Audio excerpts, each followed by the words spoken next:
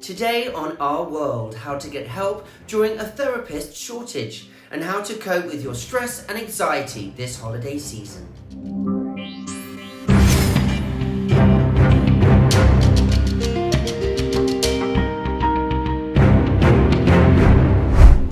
Welcome to Our World. Today we're talking with emotional well-being coach and cognitive behavioural hypnotherapist Ashley Walker on this season's holiday stress and taking care of yourself.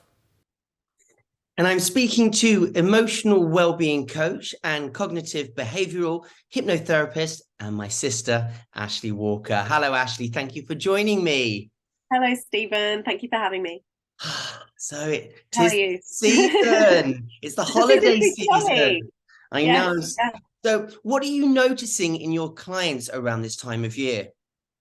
Well, I think even even just greeting you then, and there is this pressure and this expectation around the holiday season to be jolly, to be merry, and I think that there's that social pressure that we should be outgoing, we should be seeing everybody, we should be attending the festive gatherings, and for a lot of us, it isn't perhaps the way that we normally function. We've just come out of maybe a busy working week, months, and suddenly we are in this period where we need to be high energy and in many ways presenting And this it's been a perfect hard stunning Christmas. year. It's been a hard year for Such a so hard many. year. I just want to crawl into bed and rest. I don't want to be jolly Exactly. for all the family. Exactly. And I think acknowledging that, I think it's really important that people acknowledge where their energy's at. They may not be up for being super social. And I think part of taking care of ourselves is really knowing yourself, knowing where you're at and knowing when you thrive and knowing when you get dysregulated or triggered. Yes. And speaking of triggers, lots of extra drinking and there's a definitely an increase of pressure to partake in all the Yeah. festivities. Pressure to indulge, absolutely. And it depletes our energy, drinking excessively, eating food we don't normally eat, all of these lack of sleep, all of these things add up to us feeling quite depleted, with the added pressure of then being extra social or hosting, um you know laying on a beautiful spread for people. There's a lot of external pressure coming our way in the holiday season. And what would you suggest to help with this increased stress and anxiety? I think awareness is really important. So knowing when you get triggered, knowing, for example, if when you drink too much, you may find yourself being extra depleted, extra snappy, not able to regulate yourself, really being mindful of that and planning ahead, speaking to those that you know and love, voicing your concerns so that you are best supporting yourself for those times rather than finding yourself in it and finding yourself overwhelmed. Make a plan for how you're going to look after yourself when it does feel a bit too much. It could be as simple as going getting some fresh air, taking some time out from everyone or everything.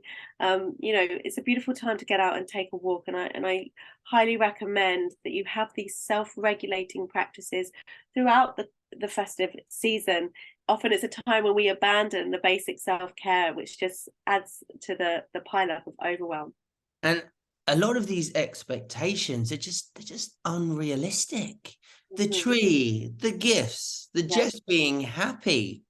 Yes, yes. We're human beings. We're cyclical, and it can be a lot. It can feel like a long season, a long time of enforced fun. And I think knowing what matters to you is really important. We're not designed to be on all the time. And I think those things we talk about, the self-care, whether it's journaling, making time for yoga, meditation, just reading a good book, taking those walks, taking the pressure off of the how Christmas looks and focusing instead on how it feels to be you, on how it feels to spend time with those you love. Um, yes, I think we have to really square ourselves up and stop buying into this idea of a perfect Christmas, because it doesn't exist. I know. I know myself. I sometimes feel I'm just losing control.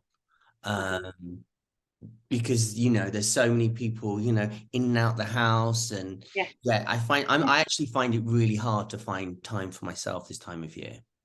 Yes, and I think that because we have this idea of how it needs to be, and it can increase our sense of wanting to control everything.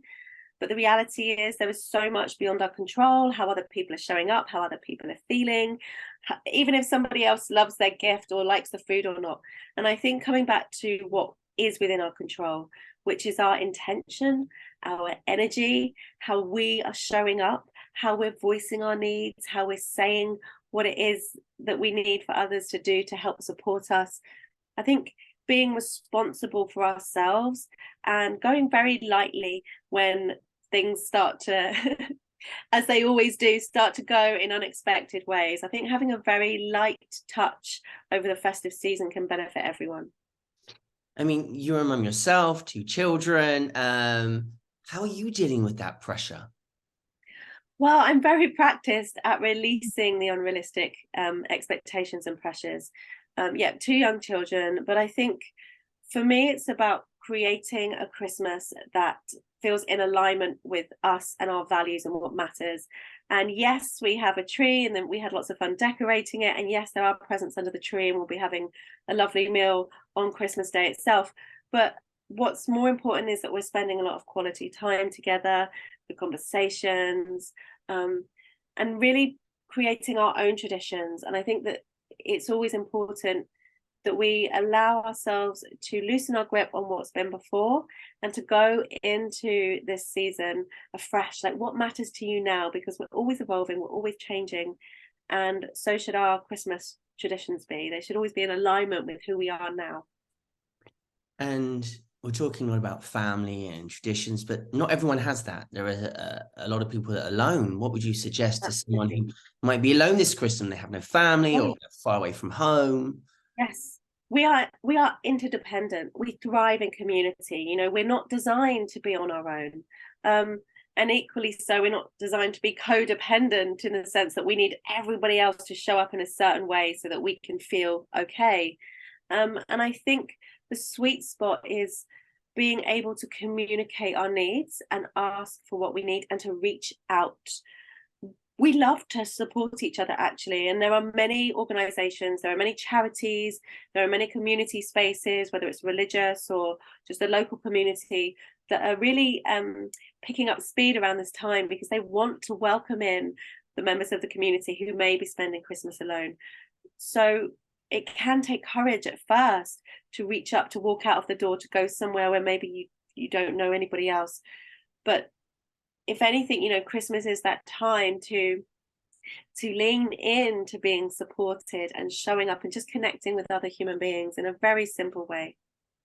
And if you can't get out the house, if you are by yourself when you're alone, Yes, is there any yes, like I know, like absolutely. tips? Yeah. Yeah, I mean, I coach people all over the world online, and I'm not the only one. There are people at all price points. There is counseling online, there's coaching online. There are many different types of therapies. There are free courses on YouTube.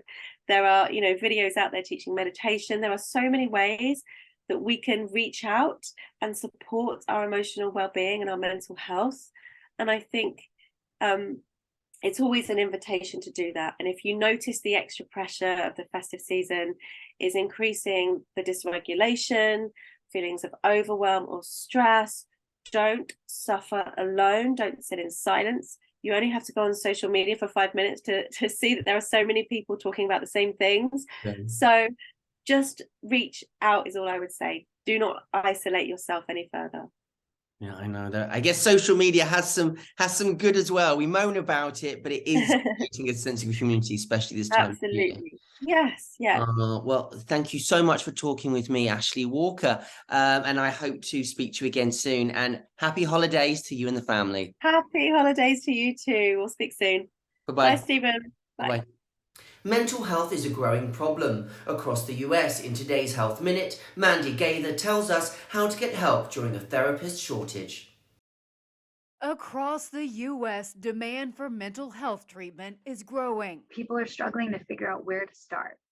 what kind of providers exist, what kind of services exist, and how do you go about finding one? The Association of American Medical Colleges says there aren't nearly enough mental health providers to meet the demand of the nation's growing population. A 2018 analysis showed the workforce of psychiatrists was shrinking and could drop to a projected low of as many as 31,000 psychiatrists in just 2 years. So if you're struggling to get an appointment with a psychiatrist or psychologist, licensed therapist Jody Baumstein says don't limit your search. Licensed clinical social workers, licensed professional counselors, licensed marriage and family therapists, all of whom can provide that same kind of treatment. To find a potential therapist, Baumstein suggests pulling up online directories which list providers in your area. Some employers may offer free short-term mental health benefits.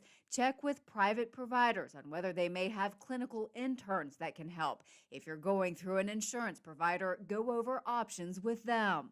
They might reimburse you for a portion of the cost to see an out-of-network provider. Talk to your primary care provider too, or your child's pediatrician. Baumstein says they may have insight on clinicians in your community and can refer you. You can also talk to your child's school. There may be help available there. Finally, if you can't get an appointment right away, get on a waiting list.